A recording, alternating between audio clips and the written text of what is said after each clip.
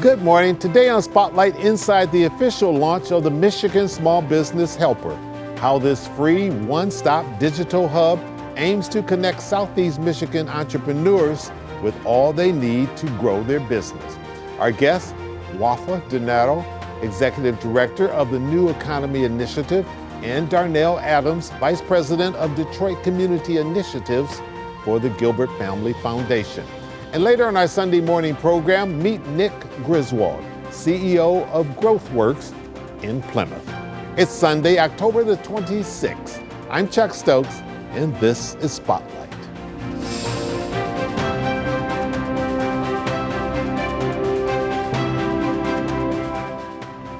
And welcome to Spotlight, Mr. Adams, Ms. Donato. Thank you so much for coming in. I'm going to start with you, Wafa. What is the Michigan Small Business Helper? So the Michigan Small Business Helper is an online digital platform with all of the resources that support small businesses. We have about over 80 partners that provide technical assistance, that provide capital, that provide grants, that have events, and they are all coming together and putting one-stop shopping. It's a one-stop shop for all the resources to support small businesses. And you just recently launched this month. We did. We launched it at the beginning of the month, and we are really excited about it. This has been a project that we've been working on for a really long time, and we are finally getting to see the fruits of our labor and getting to launch it to support entrepreneurs. Sure. Darnell Adams, the Gilbert Family Foundation has partnered up with you all on this. Why?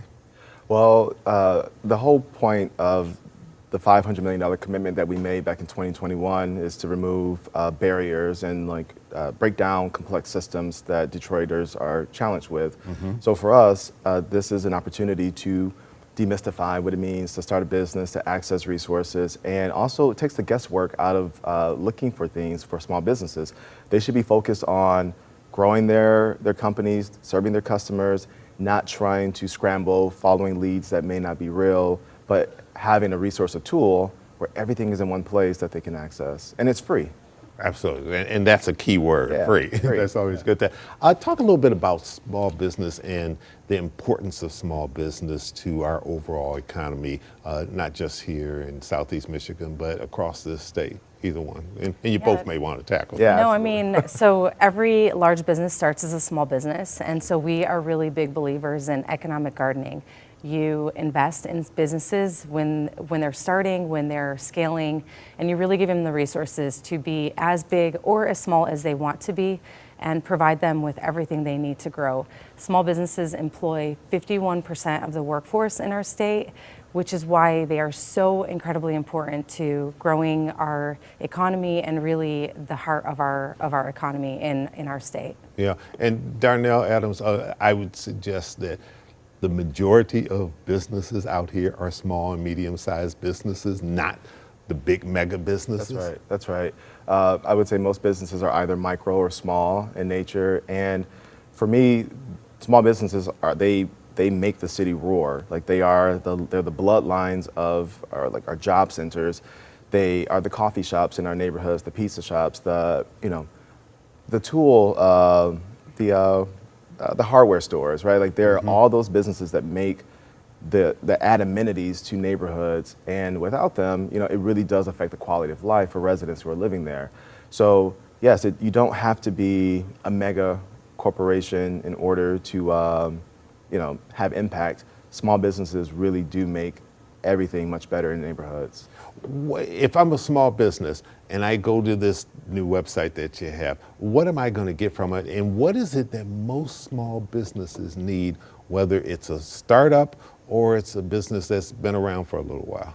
Yeah, so that's a really good question, and this website really personalizes that. So what businesses need can be really different, but this is a one-stop shop that it'll give you resources to business support organizations who provide technical assistance. It provides, like the retail boot camps and the coaches and the accounting support. It also has an events calendar, so if you want to go and you want to network with other businesses, it shows you where you can go, where you can meet those businesses, where you can talk about your business journey.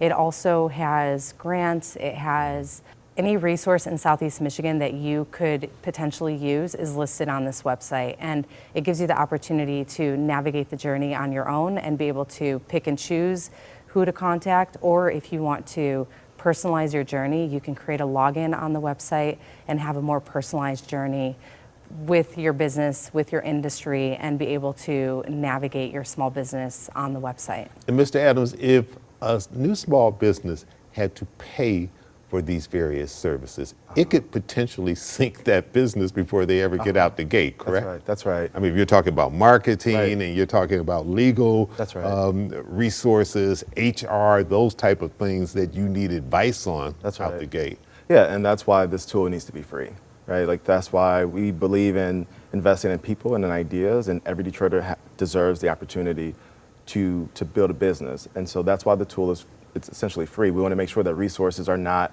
no one's gatekeeping resources, and that they are accessible to all who want to use them.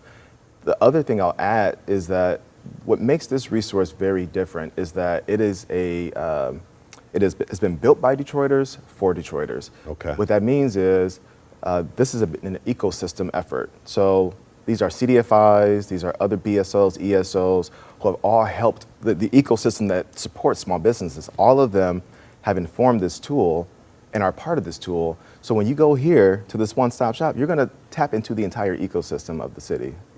All right, very good. All right, we're going to take a little break. When we come back, I want to talk to you about the New Economy Initiative, which started, I think, in 2007, Yep. and the success rate that you've had. And I want to talk to you about the Gilbert Foundation and the investment that it has made in Southeast Michigan. So we'll be right back. Stay with us.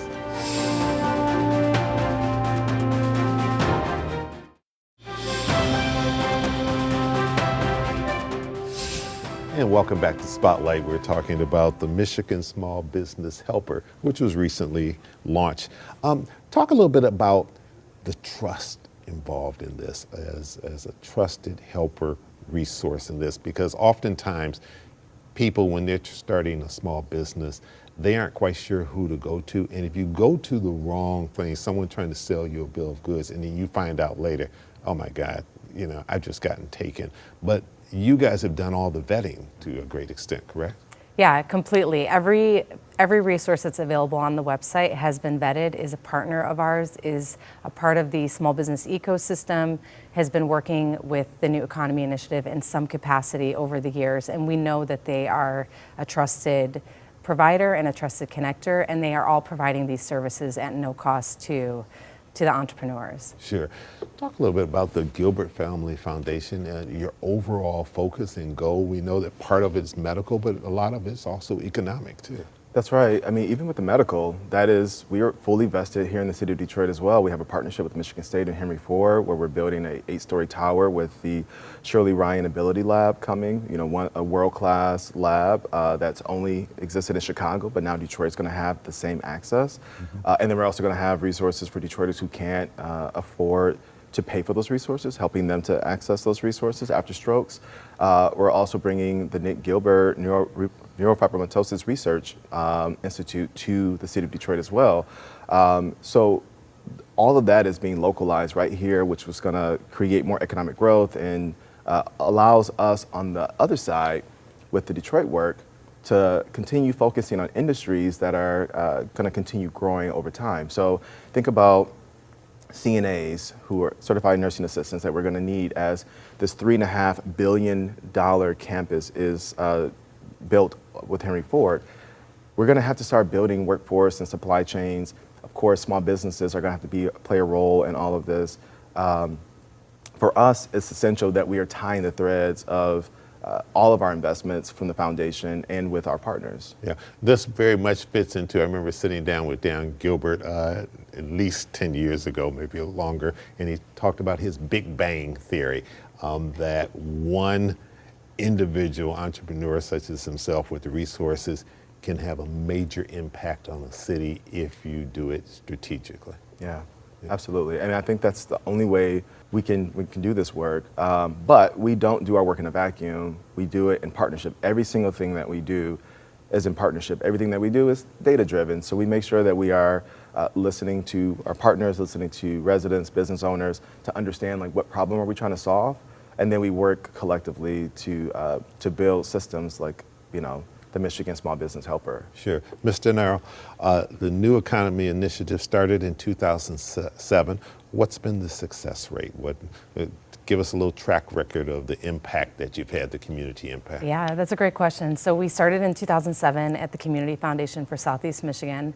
And we've done a lot of work. Which has been a wonderful partner for you. It's been an incredible partner for us. And we have become a national model. The small business ecosystem in Southeast Michigan is the best in the country. And we still have some work to do, but we really pride ourselves in being collaborative and being a place where we center entrepreneurs in all of the work that we do. We think about entrepreneurs as really the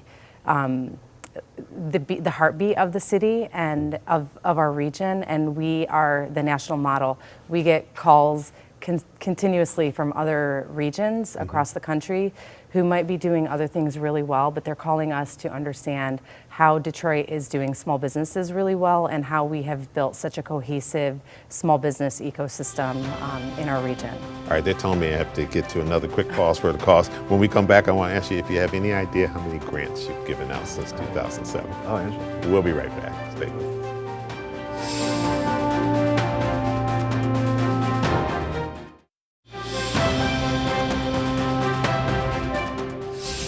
Before we went to the break, I teased the fact that you were going to probably tell us the number of grants you've given out so far and what that may total in terms of dollars and cents. Yeah, we've done about 780 grants, totaling over $150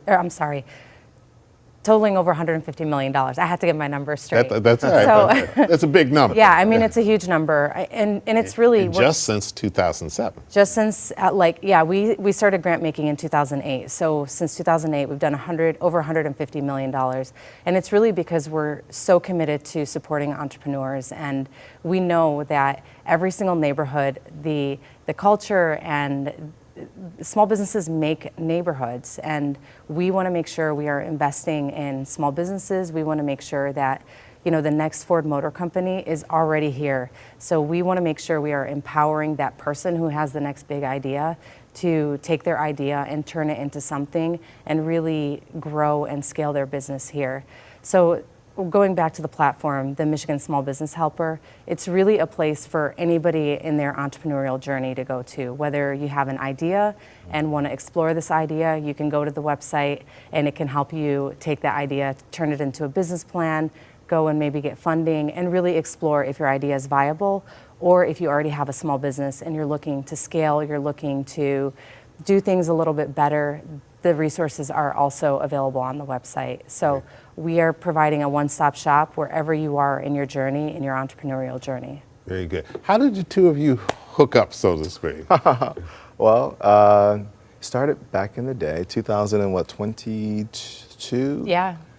We launched a program called Venture 313, which Venture 313, when it was first launched, was supposed to allow anyone who had an idea to take that idea all the way to a product or to a small business. And what we learned is that we really needed to curate those resources a little bit differently. So what we did is we split the two sort of pipelines of businesses. So we work with founders directly who are really focused on tech.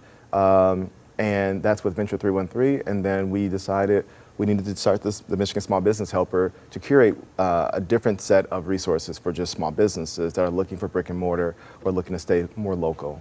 Very good, sounds good. What's the future? What do you see as you look down the line when you're in your sort of strategic meetings and you say 10 years from now we want to be here and there?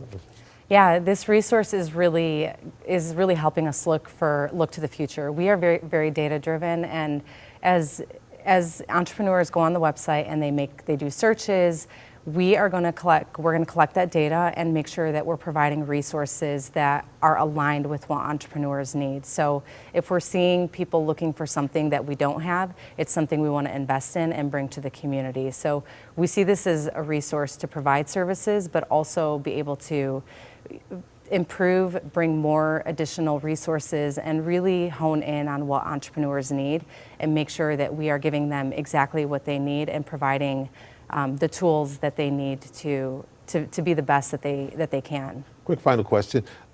Somebody out there is probably thinking, do I have to be a Detroit small business, or can it be anything in this region? Anything in this region.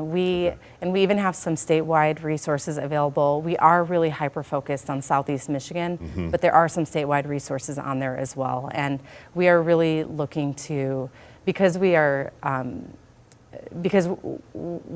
making sure that all of the tools are trusted, and we have a really big footprint in Southeast Michigan, and so we're very Southeast Michigan Yeah, heavy. be laser focused, Yep. then spread yourself too thin.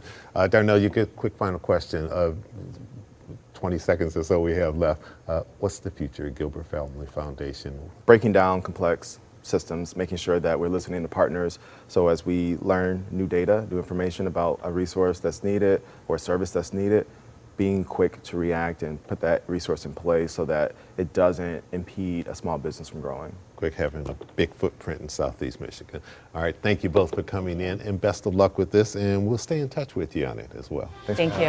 All right, and when we come back, interview I did a few days ago with a man named Nick Griswold of GrowthWorks in the city of Plymouth. We'll be right back. Stay with us.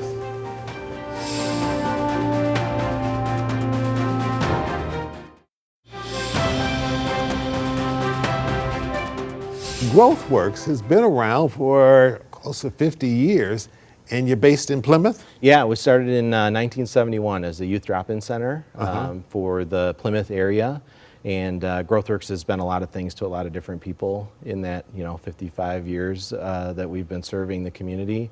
But it's a great. Paint the picture for us. What Yeah. what as a nonprofit? Yeah. What do you offer? So we work primarily with kids and families these days. So, and that expresses itself in a variety of different ways. So, for example, we work with adjudicated youth that are court involved, that are justice involved. We supervise them. We do their case management, their care and planning. That's one way that we express our mission. We work with a supervised parenting program. We do drug treatment for adults and kids that are suffering from addiction.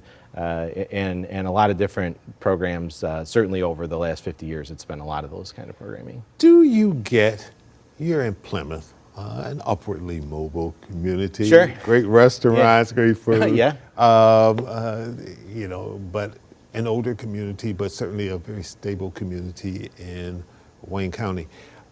Do you get people say, yeah, but this is a suburban area. It doesn't really have major type of youth issues.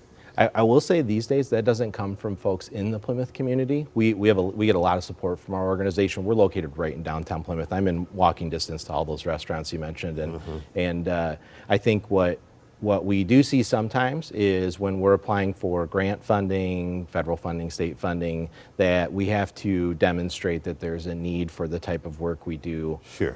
Really all over. Is it tougher to run these type of organizations now than it was 5, 10 years ago because of state cuts, federal cuts, budget fights, all these things? My job has certainly changed a lot just in the 8 years that I've been at GrowthWorks. These days, it's a lot of communicating with stakeholders in county government, state government, federal government, continuing to, like I said, demonstrate that there's the need for the work that we do, and really continuing to advocate for really the clients we serve, not so much our organization, but what we're doing is we're really advocating for the clients that need help. Sure. Program-wise, what's the biggest challenge? Oh, where to start? I think that we deal with a lot of high-risk kids and families, kids that have high criminal charges, that have really challenging home environments, family systems. And so I think these days the biggest challenge, honestly, is trying to be positive and trying to not only hold on to that hope for ourselves, but give that hope to our clients and to their families that their lives can improve, that they can change. A lot of times they want to, absolutely, that they want to change and just don't know how, or are scared or ashamed, or a multitude of things. And I think that's what we really I think that's our biggest challenge these days, is just making sure that people are feeling hopeful. What's the best way for people to reach out to you, and what happens when they reach out Sure. to you? Just give us some sort of picture Yep. so that people understand they shouldn't be afraid to reach out. Yeah, so the easiest way to reach out is either give us a call or go to our website, gwcares.org. There's a lot of information on there about how to engage with us and work with us. And I think that when people do make that choice to pick up the phone or send that email and get some help, that what they find on the other end of the line is someone that genuinely cares for them and will care for them, and will provide almost anything it takes to help them achieve their goals. And what would your message be to the larger society, businesses, other organizations out there that are in a position to be able to help you in one way, shape, or form, but maybe just don't know enough about what you're dealing with? Sure. I think obviously reaching out to us and having a conversation is a great way. I'm always happy to do that. I think that broadly speaking, what we can do as regular folks is just continue to have and promote the conversation around mental health and mental wellness, and continue the work of destigmatizing that conversation. I think in the 8 years that I've been at GrowthWorks, our communities have made great strides in having those conversations. I think the generation that's growing up right now is way more willing to talk about these things. And I'm glad you said Yeah. that, because that's one thing that I have perceived just in talking with people, is that this generation, unlike my generation where they wanted to sweep everything under the rugs, or they wanted to attach shame to if you were dealing with some type of mental illness, or at least something that you needed to have a psychiatrist or a therapist with, that this generation is very open about that they view that as overall health. Yes. In the same way you reach out to your general practitioner, you should reach out to your therapist. I think you're absolutely right. I think that this generation that's growing up right now sees health as physical well-being and mental well-being, and that at times you need help from professionals for both those things. There's nothing to be ashamed of. Absolutely not. And I think that's a good sign for us to come, and makes me hopeful about our future. Well, that's it for today. Thanks to all of my guests. I'm Chuck Stokes. We'll be back next week with more newsmakers in the spotlight. We hope you have a great week.